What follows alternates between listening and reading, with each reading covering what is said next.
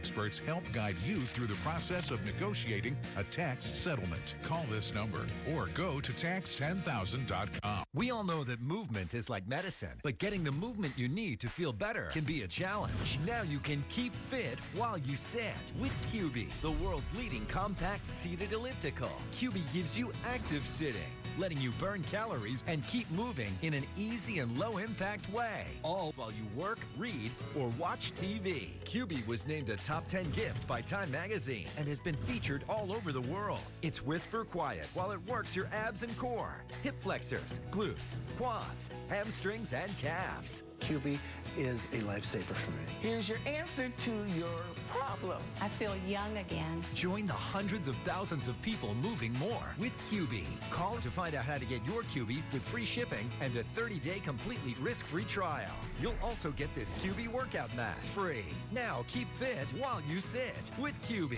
To order, call 800-289-5820. That's 800-289-5820. Call now.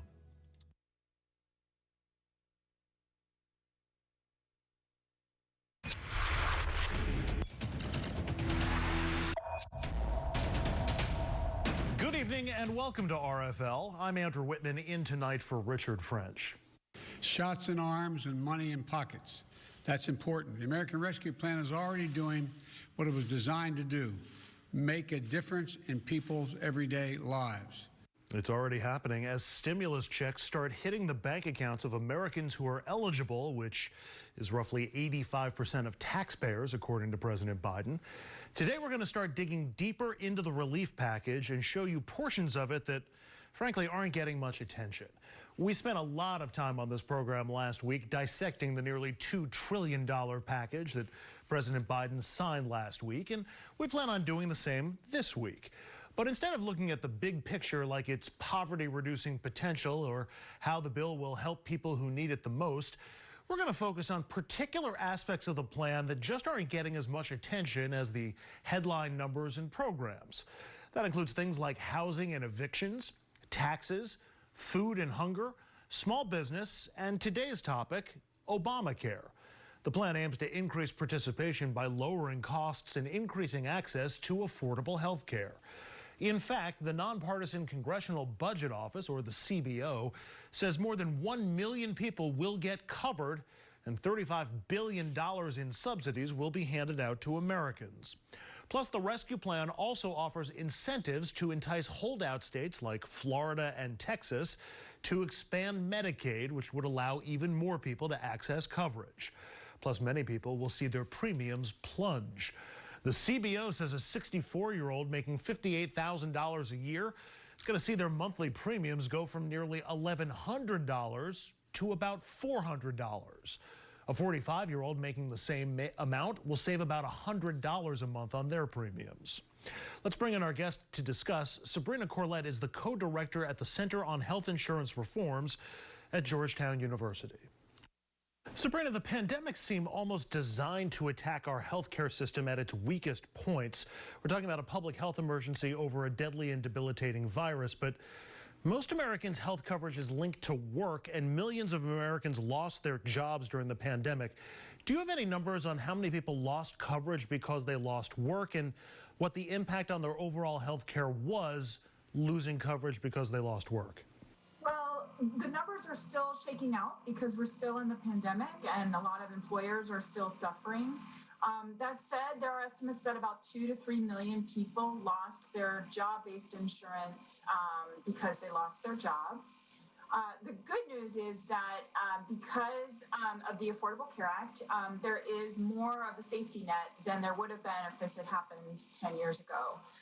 So we're seeing a big uptick in people enrolling in Medicaid, which is the federal state program for very low-income individuals, but also increases in people enrolling in the Obamacare or state-based marketplaces, which is private coverage that's subsidized by the federal government.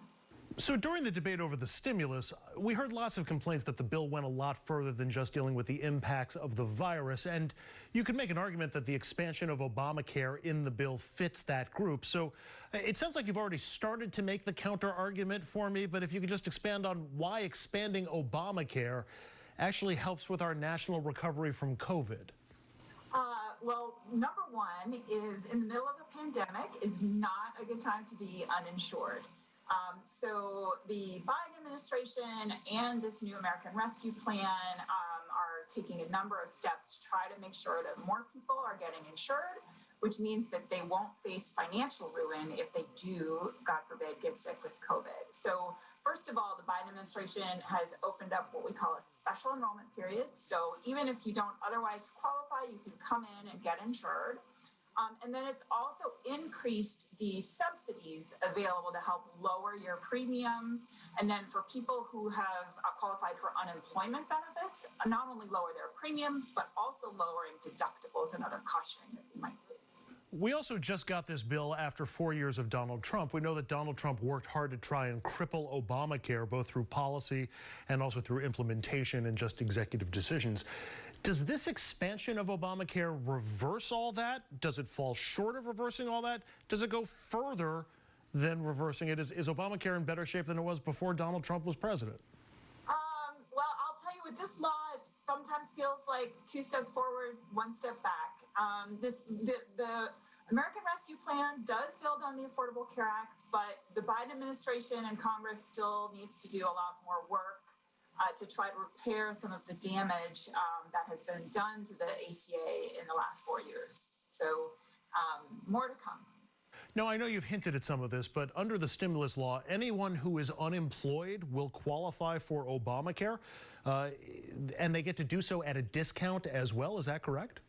That's right. If you've received unemployment benefits or if you've been eligible for unemployment benefits in 2021, not only do you get a free marketplace plan, but you also qualify for a plan that will cover on average 94% of your costs. So your deductibles will be much lower. Any co-payments or co-insurance you might pay would be much, much lower than you'd typically experience. Besides the newly unemployed, does anyone else now qualify for Obamacare coverage who was not eligible before the stimulus became law? Yes. So before this law passed, the American Rescue Plan, if you were over 400% of the federal poverty line, which is a little over $100,000 a year for a family of 4, you would not qualify for any subsidies at all. Under the American Rescue Plan, you now can qualify for subsidies. So we no longer have what people called this cliff that people would fall off of as soon as their income just exceeded this threshold.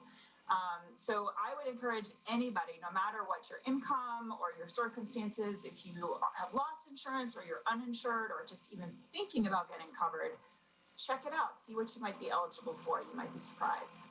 It sounds like there's an increased group of people who are eligible for financial assistance on Obamacare. Is everybody on Obamacare now eligible for financial assistance? Do we know what percentage of Obamacare participants can get that financial assistance? We have a lot more people who are eligible. There are some folks much, much higher up the income ladder for whom they're probably not going to get much or even anything in the way of a subsidy. But I would say if you are anywhere up to 600% of the federal poverty level or 6 times the federal poverty level, you're probably going to get something. So it's worth checking out. And Sabrina, one of the biggest surprises to me in the bill is that there's financial help for people who lost their jobs and had to lean on COBRA. Anybody who's been who's been in between jobs knows COBRA is the regular health care. It's just much, much more expensive, but now there's money available. That's right. Typically, few people are able to sign up for COBRA because they have to cover 102% of the full premium, which for a family now it is over $21,000 a year. So the federal government is going to pick up 100% of that tab through September 30th, 2021. Finally, Sabrina, how much of this expanded Obamacare coverage is reliant on state participation? I know some states are being further incentivized to expand Medicare, and some states, including Texas, where we broadcast in 2 cities, continues to refuse to do so. What's the impact on these new Obamacare benefits in the stimulus if states don't want to participate in that expanded Medicare? Right. So it's about 12 states that have yet to expand Medicaid. The American Rescue Plan gives them some financial carrots to step up and expand that program. And this is the program really for our lowest income people who really don't have any other source of coverage. It's hard to say. It's still voluntary for the states whether or not to take up this incredibly generous federal offer. I think there are some states that will turn it down for purely ideological reasons, and other states where the primary impediment has been a financial one. So this might just push them over and get them to decide to expand Medicaid. But individuals in Texas will still be able to sign up for Obamacare if they meet those other qualifications, or somebody who's just out of work in Texas would still be able to qualify? Yep, and I would encourage folks, especially if they've lost a job or had any unemployment at all, they can get great deals, so they should go check them out. Sabrina Corlett is the co-director of the Center on Health Insurance Reforms at Georgetown University. Sabrina, thank you so much for the time and for guiding us through these changes. Really appreciate it. My pleasure. Thank you. Some good information on Obamacare. Up next, we pivot to COVID. I'll speak with the best-selling author of a book about the 1918 pandemic, and he'll explain why we should learn our lesson from the Spanish flu tragedy and keep our masks on right now and for a while further. Attention. If you've had a hernia surgery after 2006 and suffered from serious side effects such as infection, chronic pain, organ damage, mesh shrinkage, or mesh migration, you could be eligible for financial compensation. Call the law offices of Wright & Schulte right now at the number on your screen, or visit meshjustice.com now. Ethicon, a subsidiary of Johnson & Johnson, has withdrawn its PhysioMesh flexible composite mesh from the market. Again, if you've had complications from your hernia surgery after 2006, you could be eligible for financial compensation. We can find out what type of devices were used in your surgery. Call the law offices of Wright & Schulte immediately at the number on your screen, or visit meshjustice.com now. You deserve justice, and the call is free. And there is no fee unless we win your case. Call now for your free case evaluation. Again, call the law offices of Wright & Schulte immediately at the number on your screen, or visit meshjustice.com now. Attention timeshare owners. This is an urgent consumer alert from the Timeshare Exit Hotline, a national company specializing in helping consumers legally get out of their expensive timeshare contracts. We're offering you a way to legally get rid of your timeshare. So if you're fed up with the maintenance fees that keep on coming and want to learn if you can terminate your timeshare legally and permanently, call today. Even if you've tried before and were unsuccessful in getting rid of your timeshare, call today and see if we can help. We offer a complete 100% unconditional client satisfaction guarantee. Make this completely free call and learn how we can help you legally put an end to your timeshare nightmare once and for all. You have nothing to lose, so call right now to qualify and receive a free consultation. You can terminate your timeshare legally and permanently, but you've got to call now. Call the number on your screen today. It's a free call. This is important news for people who took certain drugs for HIV and then suffered serious injury to their kidneys or bones. Your HIV drug could have contained TDF, an ingredient known to increase the risk of kidney disease and kidney failure. TDF has also been linked to bone fractures, bone density loss, and softening of the bones. If you or a loved one took Truvada, Viriad, Atroplus, Stribild, or Complera and then suffered from kidney disease, kidney failure, bone fractures, osteoporosis, osteopenia, or osteomalacia, call the lawyers at Davis & Crump right now to see if you're eligible for a cash award and medical expenses. If you or a loved one took any of these medications and were then diagnosed with kidney disease, kidney failure, bone fractures, bone density loss, or softening of the bones, call Davis & Crump right now to see if you're eligible for a cash award and medical expenses. Our first consultation is free, and we don't get paid unless you get paid. Call Davis & Crump right now. Operators are standing by. In the fight against COVID, there's a chance that we may be turning a corner.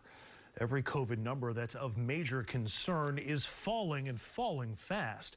As you can see from this graphic on your screen, the number of cases, fatalities, and hospitalizations are all trending down right now. And the number that we want to see rise, the number of people being inoculated, that's going up. More than 70 million Americans have now received at least one shot. 38 million are fully vaccinated. And we're now averaging nearly 2.5 million shots being given out every single day. But it's not over yet, and many people are cutting loose, hitting the road and failing to take the proper precautions. Health officials are concerned that a hike in spring break travel could lead to another COVID surge across the country. On Friday, more than 1.3 million people were screened at U.S. airports. That's the most since the start of the pandemic. TSA screening an average of more than 1 million people a day so far this month. This despite warnings from the CDC that we are still not in the clear. These scenes in some parts of the country alarming health officials from Texas to Florida and Georgia, where over the weekend thousands gathered in Savannah to celebrate St. Patrick's Day. We're here to have a good time, not a long time. Large groups, little social distancing, few masks in sight. And this was the scene in Dallas on Saturday, the first weekend since Texas lifted its statewide mask mandate and allowed businesses to reopen at 100% capacity. But the lifting of the mask mandate also leading to tense confrontations. Businesses are allowed to require masks, but this woman refusing to wear one inside a Bank of America in Galveston. Relax. I'm totally relaxed. No, you are not relaxed. Please, not relaxed at all. Right here, people. No, it is not. No, it's not. Wow, what a bunch of sheep. Meanwhile, vaccination rates are on the rise, but health officials are still urging people not to let their guards down. This Pennsylvania woman who has an underlying condition was just 3 days away from getting her first dose when she was struck with COVID. I didn't lose my chance forever, but I lost a good chunk of time where I could have started protecting myself and my family by getting the vaccine. For more on the importance of masks and also where we stand with vaccines and vaccine hesitancy, let's turn now to John Barry. John teaches at Tulane University's School of Public Health and Tropical Medicine. He's the author of the bestseller, The Great Influenza, the story of the deadliest pandemic in history, which is about 1918. John, as states begin reopening and rolling back restrictions, including occupancy and, of course, mask mandates, you were writing in the Washington Post that abandoning masks now is a terrible idea, saying it's not just the virus, it's also the variants. Tell us more. Well, if you go back to 1918, there was a first wave that was extremely mild. Give you one statistic. 40,000 French soldiers were sick enough to be hospitalized. Fewer than 100 died, and that was without modern medicine. Then that first wave was also not very transmissible. When the virus mutated, you got a second wave that was both very, very lethal, killing tens of millions of people, and also much more transmissible. So as it became more transmissible, it also became more lethal. Now, there are limits to how far SARS-CoV-2 can mutate.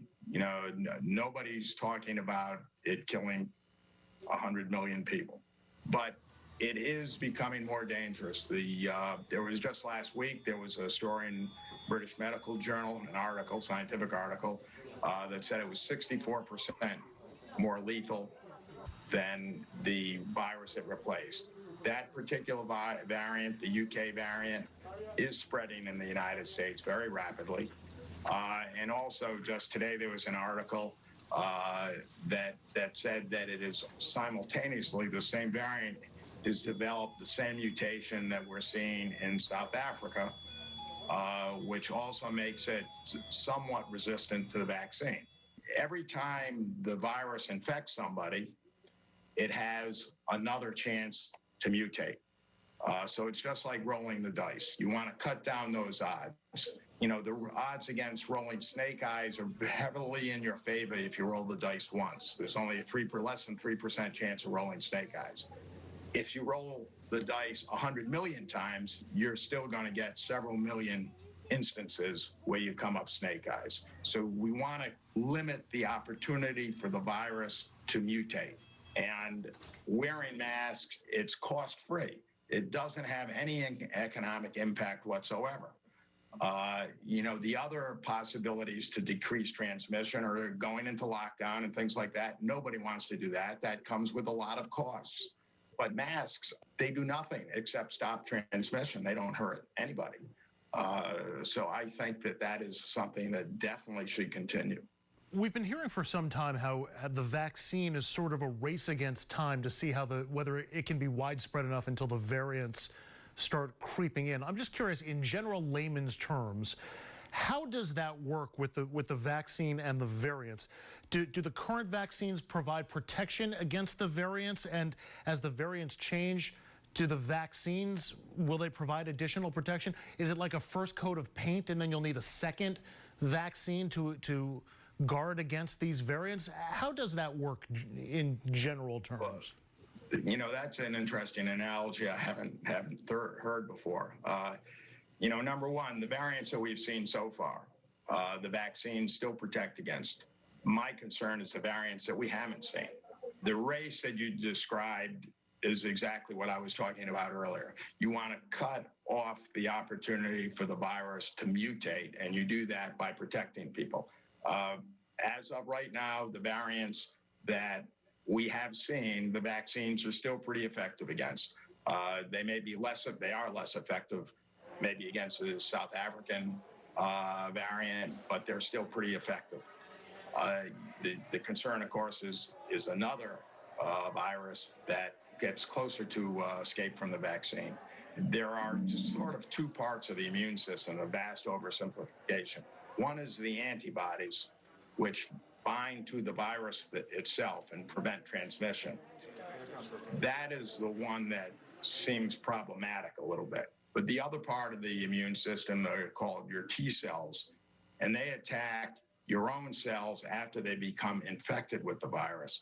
The T cell response still looks very good with all the vaccines. The antibody response is somewhat effective. So there's clearly value in getting people vaccinated, whether it just helps stop the spread or it gives protection against the variants before they get here. We do have vaccine hesitancy, as you know. CBS just did a poll asking people why they were afraid to get the vaccine, of people who said that they were concerned about it. The number one answer is that it was untested. They want to wait and see. The number two answer is that they're worried about the side effects. That feels like pretty good news to me, in that those people can be convinced. Groups number 3 and 4 are more difficult, people who don't trust government or trust the drug makers. In your mind, how do we build trust among all these groups? I don't know if a PSA campaign is going to be enough to get us there. Well, the most effective messaging comes from people that someone knows and trusts. So that could be different in every community, really. It could be a sports figure. It could be a minister. It could be a personal physician. That's the way you really convince someone, somebody that they know, somebody that they trust. Sometimes it could be a celebrity, but very often it is someone more boots on the ground type person. And in a Reuters poll, 72% of people thought it would be important to know if people around them had been vaccinated. It's funny because we spent the past year focused on the people taking risks and not wearing masks, but there appears to be more peer pressure, if you will, to do the right thing on the virus than to do the wrong thing. I'm wondering if that's somehow tappable energy that we can get to try to get more people to get the shots. Well, that is a factor, very much so. If you go into an area and you're the only person there wearing a mask, you feel kind of foolish. By the same token, if someone goes into a place and everyone else is wearing a mask and he or she is not, the same thing, you feel like an outsider. So the peer pressure is important. And I'm pretty optimistic on vaccine uptake because the polls have very consistently improved in terms of the number of people who say they want to take a vaccine. As they see more people take it, as there's more exposure to it. I mean, so far, there are essentially no side effects that have at all serious that have developed from any of the vaccines in the United States. You know, your arm may be sore for a little bit, or I've had my 2 shots. I was very fatigued after the second one for less than a day, and that was it.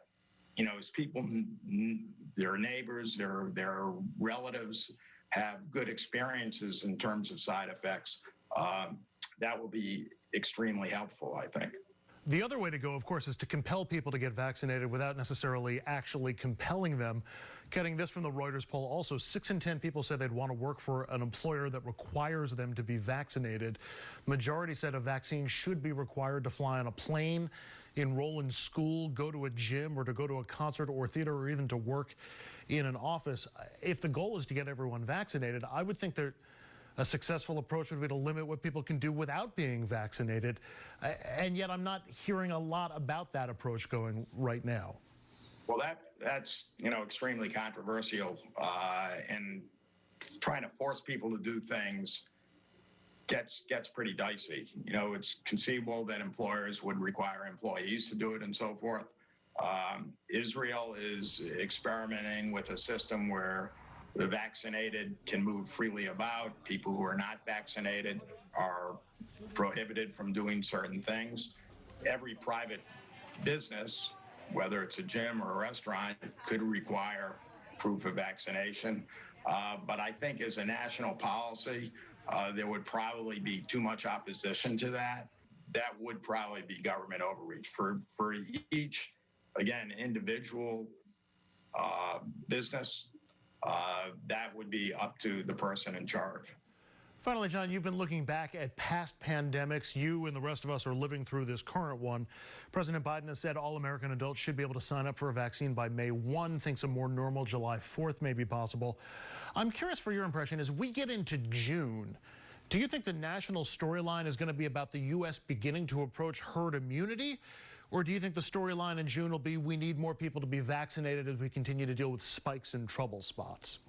Well, unfortunately, right now, the boss is still the virus. It really depends on the spread of the variants and how much they mutate.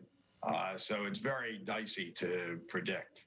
I think in June, it'll probably still be pushing vaccines to get to herd immunity. I hope so, because the alternative would mean that a very, very difficult variant has emerged. Obviously, I hope that doesn't happen. I hope that the precedent that we've got from 1918 does not occur. John Barry is the distinguished scholar at Tulane School of Public Health. He's also author of The Great Influenza, the story of the deadliest pandemic in history. John, appreciate the insight and the time. Thank you. Thank you. My pleasure. Up next, the drama in Albany. President Biden breaks his silence on Andrew Cuomo as the president weighs in on whether or not he wants the New York governor to resign. After the break, how the president feels about Cuomo and what the people of New York are saying about their governor.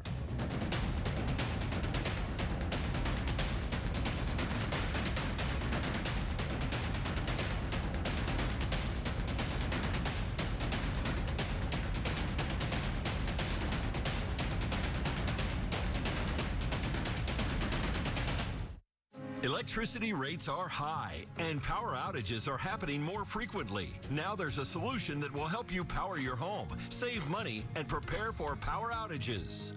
Introducing the Power Cell, a fully integrated solar plus battery storage system from Generac, the #1 manufacturer of standby power products in the world. The battery storage solution in combination with the solar has been one of the best investments we've ever made. Power Cell captures and stores energy from solar panels, which can be used to power your home anytime. And during a power outage, the Power Cell will automatically send power to appliances that need it the most, allowing you to power more than just the essentials, so you can stay comfortable and safe in your home. And best of all, your electric bill goes down and you save money. With the battery storage solution, we're saving about $450 a month. With more than 60 years of experience building backup power solutions, it's clear why the Power Cell outshines the competition, offering more storage capacity and overall power. In fact, the Power Cell has one of the largest storage capacities on the market today, which means you can power even more. And Power Cell is customizable, allowing you to expand your solar storage capacity as your energy needs grow. The Generac Power Cell is backed by a 10-year limited warranty and supported by a 24/7 customer support team. It was a simple installation, very neatly installed. It was done very quickly and efficiently. Zero down financing is available with low monthly payment options. With federal tax credits and local energy rebates, you could save up to 26% off your purchase, adding to the savings you'll enjoy over time with PowerCell. Call or go online now to request a free quote. The call is free, the quote is free, and there's no obligation to buy. PowerCell is available now and ready to install. And if you act now, you'll receive PowerView, Generac's home energy monitoring system, a $300 value. Don't wait. Call or go online now. PowerCell. Savings powered by the... Help! When you fall and can't get help, Help! you will lie on the floor for hours or days in constant, terrible anguish, which often results in a tragic outcome. But with Life Alert, one touch of a button can get you help fast. Don't worry, help is on the way. With any of Life Alert's 3 emergency systems, help can be summoned immediately, whether at home, I've fallen and I can't get up. in the bathroom, I've fallen in a shower. or on the go. Help! I'm in the park and I can't get up. And batteries never need charging. Life Alert saves a life every 11 minutes. For a free Life Alert brochure, call 1-800-215-6582. That's 1-800-215-6582. Call now. 1-800-215-6582. What these women have said must be treated with respect. They are credible and serious charges. Now, I have confidence in the Attorney General of New York. She has called for a, I think, expeditious investigation. The governor should look inside his heart. He loves New York, to see if he can govern effectively. House Speaker Nancy Pelosi, the latest top Democrat to comment on New York Governor Andrew Cuomo, and as you heard, she's not ready to join the long list of others who are calling for Cuomo to resign. And according to the latest polls, the people of New York still want their governor to stay in office. New numbers from Siena College show only about a third of New Yorkers want Cuomo to resign. Half say they do not want him to leave. Nearly 6 in 10 say they're satisfied with his handling of the allegations that have been made against him. New York Governor Andrew Cuomo says he's focused on doing his job and has no plans to resign, as calls for him to step down grow louder. He should resign. He should resign. It's clear that Governor Cuomo has lost the confidence of his governing partners, as well as the people of New York. 7 women have now accused the governor of inappropriate behavior. The latest, State House reporter Jessica Bakeman telling New York Magazine that while posing for a photo with Cuomo at a governor's mansion holiday party in 2014, he grabbed her hand and refused to let go, allegedly asking if she felt uncomfortable, saying he thought they were going steady. Cuomo's denied ever touching anyone inappropriately for weeks, apologizing for any comments that may have been misinterpreted and asking New Yorkers to wait for the state attorney general's investigation before forming an opinion. I think the investigation is underway and we should see what it brings us. The governor is also under a federal investigation into whether his administration altered reports of COVID nursing home deaths, something he's also denied. And now the governor's office is facing even more questions, with the Washington Post reporting New York's vaccine czar phoned county officials over the past 2 weeks in an attempt to suss out their loyalty to Cuomo. Larry Schwartz, a longtime Cuomo advisor, telling the Washington Post he discussed the allegations against the governor with officials, asking if they would wait for the findings of that investigation before drawing any conclusions, but saying he did not mention vaccines and did nothing wrong. The governor's office says any suggestion that he acted in any way unethically is, quote, patently false. And up next on RFL, if you watch this program regularly, you know we haven't been shy about calling out Lindsey Graham, as the South Carolina senator has flip-flopped about Trump so many times. The senator has given us all whiplash with all of his hypocrisies. But tonight we're going to leave Lindsey alone and instead focus on his colleague from Wisconsin, Ron Johnson. We'll show you why Johnson is taking so much heat over new comments about Black Lives Matter and the Capitol riot.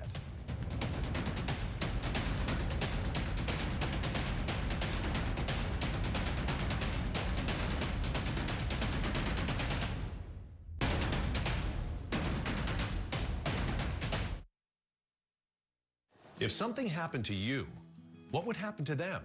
Their home, their education, their future. You need life insurance, and chances are SelectQuote can help you get it for less than $1 a day. SelectQuote found Jacob 40, a $500,000 policy for only $19 a month. And SelectQuote found his wife Wendy a $500,000 policy for only $17 a month. Our secret? At SelectQuote, we aggressively comparison shop up to 10 highly rated companies to find you the company with the best rates. We found Gary, 35, a $1 million policy for only $22 a month. Why pay more? Give your family the security they need at a price you can afford. Call 800-717-7198 or go to selectquote.com now and get the insurance your family needs. At a price you can afford. SelectQuote. We shop, you save. 8 years ago, my daughter called to say she was expecting our first grandchild, but I never heard her say it. So a few years ago, Gina bought me a nano hearing aid. And now I love hearing Ryan call me Papa. And at only $297 for a full pair, they make a great gift for someone you know. Plus, call now and order one hearing aid, and Nano will give you a second absolutely free. Call 1-800-238-2857. Is your bathroom looking old and worn out? Want to update it, but you don't know where to start? Then let BCI Bath & Shower show you how to turn that old bath into an aisle of beauty and functionality. Our residential bathroom solutions provide the best value on the market, and our customer service is second to none. Our cost-effective BCI Bath & Shower family of products has what you need. Remodeling our bathroom was a big decision for us. They didn't make a mess out of our house at all. And at the end of the day, we had a beautiful new bathroom. And it was a great experience the whole way through. We have the best monthly payment programs in the industry, with payments as low as $68 per month or no interest, no payments for 18 months. For a limited time, be one of the first 100 callers who schedule a free in-home consultation and receive $500 off. 1-800-857-8541. That's 1-800-857-8541. Factory trained and certified installers made in the USA, and discounts for seniors and military. BCI Bath & Shower, the leader in affordable bathroom products. On this program, we are always on the lookout for hypocrisy and misinformation, and we typically find it from the usual suspects like Lindsey Graham or Ted Cruz or Donald Trump. Or if you prefer a fresher variety, there's the new crop of GOP crazies like Marjorie Taylor Greene and Lauren Boebert.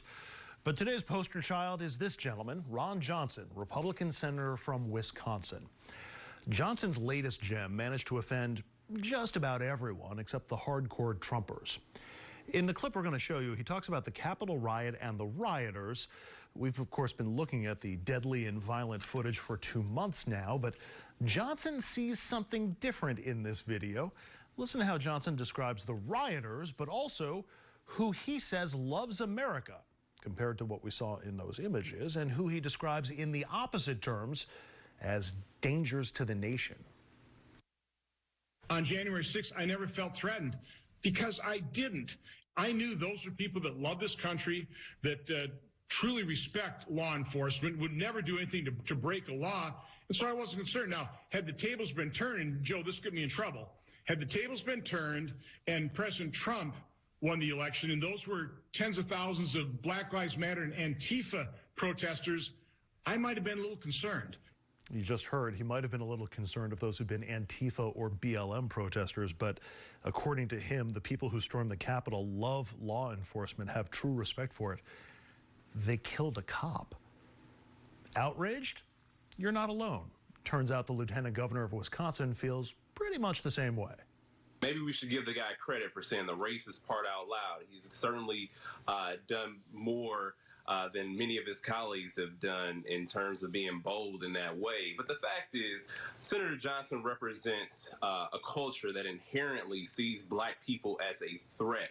And maybe he wasn't afraid because effectively, Ron Johnson was a marshal of the insurrection, calling into doubt or calling into question the election results. He is becoming just a relic of the Trump era.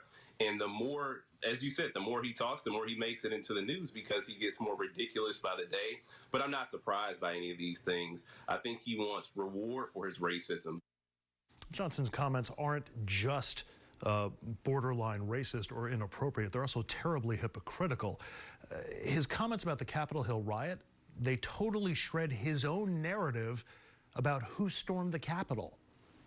Some obviously didn't fit in, and he describes 4 different types of people: plainclothes militants, agents provocateurs, fake Trump protesters, and then disciplined uniformed column of attackers. I think these are the people that probably planned this. So if fake protesters and agent provocateurs, as he put it, were indeed there at the Capitol, wouldn't some of them have been Antifa or Black Lives Matter supporters going deep undercover? And wouldn't that have frightened the senator? Yet he says Antifa was among the rioters, but he wasn't scared. So rather than answer difficult questions about the riot and the influence of Donald Trump, Senator Johnson is literally trying to have things both ways. Johnson's hometown paper in Madison, Wisconsin, has been hammering him over his continued support of Donald Trump, including voting to acquit during the second impeachment. The headline of the piece, quote, "Ron Johnson is just as guilty as Donald Trump." In it, quote, "Just as the seditious Trump must be rejected if he again seeks a position of public trust, the members of the Senate's, quote, sedition caucus must face the wrath of voters beginning in 2022. As many as 15 of the 43 Republicans who sided with Trump will be on the ballot in 22. At the top of the list of seditious senators who can and should be defeated is Ron Johnson." Going to wrap up this segment with the senator jumping on the COVID misinformation bandwagon. Did you get the vaccine, or are you planning to get vaccinated? No, I had COVID, so I don't believe, I think that probably provides me the best immunity possible, actually having had the disease. Wonder where he got that idea. I learned so much about coronavirus, and one thing that's for certain, don't let it dominate you. Don't be afraid of it. You're going to beat it. We're going back to work. We're going to be out front. As your leader, I had to do that. I knew there's danger to it, but I had to do it. I stood out front. I led. Nobody that's a leader would not do what I did. And I know there's a risk, there's a danger, but that's okay. And now I'm better, and maybe I'm immune. I don't know. No, you don't know. As you'd expect, both Ron Johnson and Donald Trump are totally wrong about being immune after catching the virus. The Centers for Disease Control has information on its website on that topic. The CDC says, quote, "Experts don't know for sure how long this protection lasts, and the risk of severe illness and death from COVID-19 far outweighs any benefits of natural immunity. You should be vaccinated," they write, "regardless of whether you already had COVID-19. It's not only that Trump and Johnson are flat out wrong, they're also setting a terrible example. If they lead, many people will follow, but don't listen to me. Listen to our nation's leading expert on infectious diseases." How much of a difference will it make if President Trump leads a campaign for the people who are most devoted to him to actually go out and get the vaccine? Chris, I think it would make all the difference in the world. He's a very widely popular person among Republicans. If he came out and said, go and get vaccinated, it's really important for your health, the health of your family, and the health of the country, it seems absolutely inevitable that the vast majority of people who are his close followers would listen to him. And again, a reminder, Senator Ron Johnson is up for re-election in 2022. The assumption is that he's going to retire, leaving the seat open, but who knows? Either way, though, that race will be near the top of the Democratic 2022 wish list, and for good reason. Up next, the Oscar nominations are out, and this year is even more unpredictable than years past, as movie theaters were closed for most of the last 12 months. After the break, Chris Connolly of ABC News joins us with his take. If you have Medicare, you've probably paid thousands of dollars in Medicare taxes. You may be eligible to get more for your money. Medicare Advantage plans provide all-in-one coverage for your hospital, medical, and prescription drug benefits. Plans may cover dental, vision, hearing, and expanded at-home telemedicine visits. They may even offer dentures, free eyeglasses, free hearing aids, free gym memberships, and free transportation to medical appointments. Over 37 million people with Medicare don't have a plan like this. Are you missing out? Call the Say Medicare helpline to check your eligibility. The call and help are completely free. You may be able to get all the benefits you want and need from one Medicare Advantage card. And that could simplify your life and wallet, too. You just need one card for doctor checkups, dental cleanings, eye exams, and more. You may be able to join a plan with $0 copays for doctor visits, $0 medical deductibles, $0 drug deductibles, and even $0 premiums. You may qualify to get up to $148 added back to your Social Security check every month. If you have Medicare, you may be eligible for a Medicare Advantage plan with extra benefits. But no one, I repeat, no one is going to give you these benefits automatically. Don't wait. You must call the number on your screen. We can search for affordable plans in your area that accept your current doctor and prescriptions. You've worked hard your entire life, so see if you're eligible to get the benefits you want and deserve. Call the Say Medicare helpline to speak with a U.S.-based licensed insurance agent. All callers will receive a free, no-obligation Medicare benefits review. Call 800-902-7507. That's 800-902-7507. Call now. I didn't know some Medicare Advantage plans may pay for dental visits. Did you? I didn't know some Medicare Advantage plans may pay for transportation to my doctor. Did you? I didn't know some Medicare Advantage plans may pay to have my prescriptions delivered directly to my home. Did you? These and more are important benefits some Medicare Advantage plans may give you. So if you're eligible for Medicare, call us right now because you could enroll in a plan with some amazing additional benefits. Call now.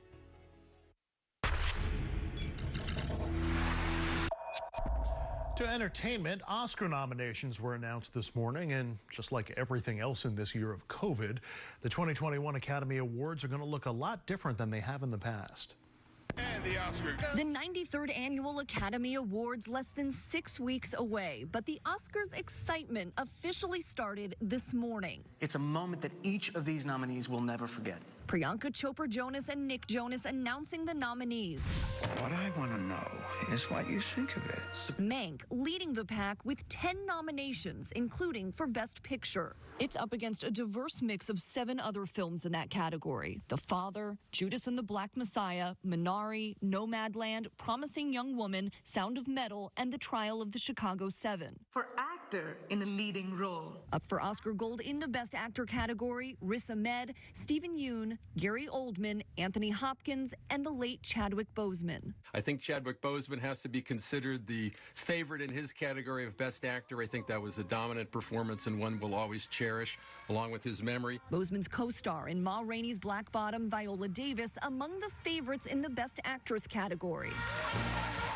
Potential history going to be made because in the Best Actress category, we have both Andra Day and Viola Davis nominated. Believe it or not, there has not been a black woman who has won in this category since Halle Berry was the first back in 2002 for Monsters Ball. And history was made this morning in the Best Director category. For the first time ever, 2 women are among the nominees. Chloe Zhao for Nomadland and Emerald Fennell for Promising Young Woman. For more, let's turn to our next guest to break it all down. You saw him in the piece, ABC entertainment contributor Chris Connolly. Chris, this may be the rare Oscars where a majority of people tuning in have not seen most or even any of the nominated films. What kind of challenge does that present to the Academy picking its winners and to the producers of the show as we gear up for Oscars night on ABC April 25th? I think the hope is that in the weeks from the nominations to the show, people will take more of an advantage in terms of trying to see those movies.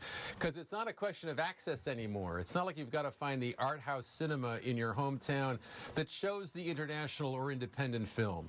These movies are accessible right from your living room television. You can watch them right from your couch. The question is, have you done it yet? Can they command your attention enough for you to watch when there is so much content that you can take in on that screen? That's what the Academy hopes you'll do, is you'll take a look at some of these outstanding performances, these movies that have been nominated, and you'll give them a try. Have any films had their Oscar chances hurt by lack of in-person theater audiences? The crew here has been talking about the movie Tenet nonstop, a big screen blockbuster. Christopher Nolan, the director, has been nominated before, but the film was only nominated for production design and visual effects. Was it hurt? Were other films hurt because people couldn't or didn't go to theaters over the past year? I can't imagine watching Tenet without being able to pause it and ask the person next to you, what on earth just happened? Did something just happen? That would have been hard to do in a theater. I actually think that a movie like Promising Young Woman, if it had been in theaters, would have people standing up and cheering in the middle of the movie, would have people shaking their fists, will have spawned a lot of stories about how excited people are to watch. If I think of a movie that might have been hurt by not being in theaters, that's the one that comes to mind. Now, obviously, there are a lot of blockbusters which just didn't come out in 2020, and so perhaps we see them in categories like special effects or visual effects or sound or some of the craft categories. But most of these movies, you would say, will do just fine in your living room, even if you don't have somebody coming into your living room and telling you to turn off your cell phone like you would in the theater. There are always social and societal storylines on nomination days. I'm curious which you think is the biggest on this particular nomination day. The nominations for black actors, including the very real chance that you could have black actors winning Best Actor and Actress. The nominations for women, especially the first time two women have been nominated for Best Director in the same Oscars, or the continuing rise of the streaming services. Netflix got 35 nominations, Amazon got 12 this year. Yeah, I don't think it's about like access anymore. I really think it's about attention, you know, and I think particularly when you can't get to a theater, even if you wanted to, like seeing it at home is a great blessing. And so I don't know if the idea that things are going over to Hulu or Netflix or Amazon is as big as an issue as it might have been in the past. You're just grateful for the chance to see them, period. On the good side, yeah, 9 of the 20 acting nominations going to people of color, 2 women nominated in Best Director. That's never happened before. There have only been 5 women nominated in 92 years in the history of Oscar, so maybe 2 in 1 year is not cause for celebration, but cause for reflection. Still a point of concern, perhaps, is the fact that the Academy did not choose to acknowledge in Best Picture movies that chronicle the black experience to the degree that one might have hoped, like One Night in Miami, or To Five Bloods, or Ma Rainey's Black Bottom. You do see Judas and the Black Messiah getting a Best Picture nomination, getting 2 supporting actor nominations, getting a screenplay nomination, and that movie is a powerhouse no matter where you see it. So there's work to be done, but there are some good signs this year in terms of diversity and inclusion. Finally, Chris, the Oscar nominations come the morning after the Grammy Awards, which got lots of praise for their sort of stripped-down feel. The nominations also come 2 weeks after the Golden Globes, which were widely panned as how not to do an award show during a pandemic. Any idea what we can expect from the Oscars telecast? Do we know which kind of approach the producers are hoping to take? Do you feel sometimes like the award shows are like planes at O'Hare after a thunderstorm? Like they're all just kind of like on the runway, eager to take off? I could hardly believe that we were recapping the Grammys on GMA this morning and doing the Oscar nominations at the same time. So if you love award shows, this is really your sweet spot right now. The truth is, I don't really know what those guys have in mind. You know, Stacey Sher, you know, Steven Soderbergh, those guys have a really interesting track record in terms of the productions they've been able to put on. I am really curious to see what they can do with the Oscars, both at the Dolby Theater, with which we're familiar, and at Union Station in Los Angeles, the cathedral of film noir for LA. Like, how many Raymond Chandler heroines have come into town and walked their way in high heels and trench coats through, through Union Station? They'll know what to do with that space. I have a good feeling about what might happen. Looking forward to it. Chris Connolly is the entertainment contributor for ABC News. Chris, as always, thanks very much. Pleasure talking to you. Thank you. Chris Connolly and I were talking about Grammy night. When we come back, we're going to show you highlights from the biggest night in music. This is important news for people who have taken Zantac or its generic ranitidine and then suffered from cancer. Zantac and generic ranitidine have been linked to cancers such as bladder cancer and kidney cancer. According to the FDA, Zantac and ranitidine contain NDMA, a known cancer-causing agent. NDMA has been linked to cancers of the bladder, kidney, colon, esophagus, liver, ovaries, pancreas, and other cancers. If you or a loved one took Zantac or ranitidine and were then diagnosed with cancer, call the lawyers at Davis & Crump right now to see if you're eligible for a cash award and medical expenses. Call the lawyers at Davis & Crump right now if you or a loved one took Zantac or generic ranitidine and were then diagnosed with bladder cancer, kidney cancer, or any of these cancers. Call now to see if you're eligible for a cash award and medical expenses. Our first consultation is free, and we don't get paid unless you get paid. Call Davis & Crump right now. Operators are standing by. IRS, open up. The IRS is the most feared agency in the country and has the power to seize assets, garnish wages, and even put you in jail for back taxes and unfiled tax returns. Don't be a victim. Call Kick IRS right now and let us kick those IRS problems out of your life once and for all. Our powerful team of tax experts will fight hard for you and will not stop until we've resolved your tax problems on your terms. And if you qualify, we may even reduce or eliminate your tax debt altogether. No more sleepless nights wondering when the IRS is going to come after you. Take control of your tax problems today and make the phone call. We have an A rating with a Better Business Bureau, and we offer a 100% written guarantee, so there's nothing to lose and everything to gain. The consultation is free, and the phone call is free. So pick up the phone right now and kick those IRS problems out of your life once and for all. Call 1-800-284-0468 to get the tax help you need today. Again, that's 1-800-284-0468 or go to kickirs.net. Every 2 minutes, a woman in the U.S. is diagnosed with breast cancer. And that's why when others look away, we lean in. We're fighting alongside patients because we know one moment can change everything. With your help, more moments of hope are possible. Join our fight. Save lives.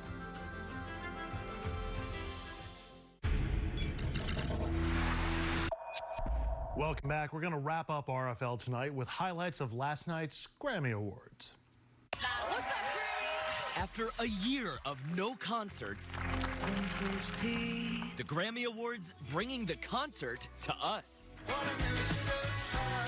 The sugary, sweet sounds of music's biggest night, compliments of Harry Styles, Billie Eilish, Black Pumas, and first-time winner Dua Lipa, bringing the beat back.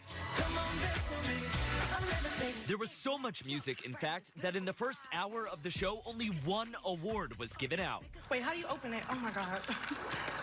And she's a savage. Classy, bougie, Grammy winner. Megan Thee Stallion even getting shout-outs for awards she didn't win, like Record of the Year. Genuinely, this goes to her. Can we just cheer for Megan Thee Stallion, please? Meg got plenty of applause on her own, though, taking home awards for Best New Artist, Best Rap Performance, and Best Rap Song, alongside Beyonce. The Recording Academy crazy in love with Queen Bee, who went on to become the most awarded singer ever at the Grammys with her 28th win on Sunday.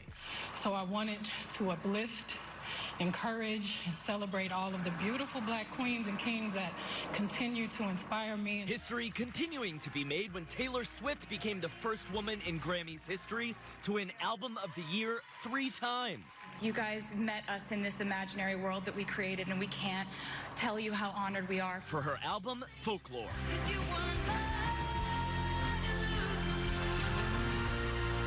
Meanwhile, Harry Styles picking up his first Grammy win and bringing Boas back. Wow.